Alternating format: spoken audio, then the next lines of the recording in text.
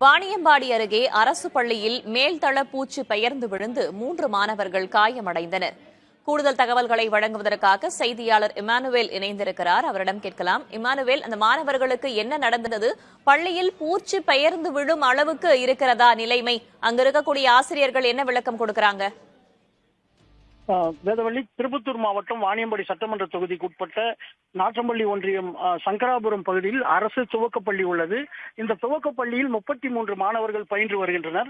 இன்று 1ஆம் வகுப்பு, 2ஆம் வகுப்பு, 3ஆம் வகுப்பு மாணவர்களை ஒன்றாக பள்ளி அறையில் வைத்து பாடம் நடத்தி கொண்டிருந்த போது திடீரென மேல்தள பூச்சி பெயர்ந்து விழுந்ததில் 1ஆம் வகுப்பு மாணவர் பிரணீத், 3ஆம் வகுப்பு மாணவர்கள் சுதர்சன் மற்றும் விவேக் ஆகிய 2 மாணவர்களும் படுகாயமடைந்தனர். உடனடியாக பெற்றோர்கள் பள்ளிக்கு வந்து அவர்களை தனியார் மருத்துவமனைக்கு சிகிச்சைக்காக கொண்டு சென்றனர். தற்போது மாணவர்களுடைய பெற்றோர்கள் வந்து அதிகாரிகள் மற்றும் காவல்துறையினரிடம் வாக்குவாதத்தில் ஈடுபட்டு வருகின்றனர்.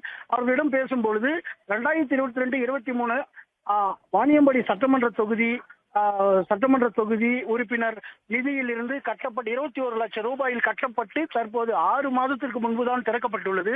திறக்கப்பட்டு 6 மாதத்திலேயே மேல்தள பூச்சி பெயர்ந்து விழுந்துள்ளது என அதிகாரிகளுடன் பெற்றோர்கள் தற்போது வாக்குவாதத்தில் ஈடுபட்டு வருகின்றனர்.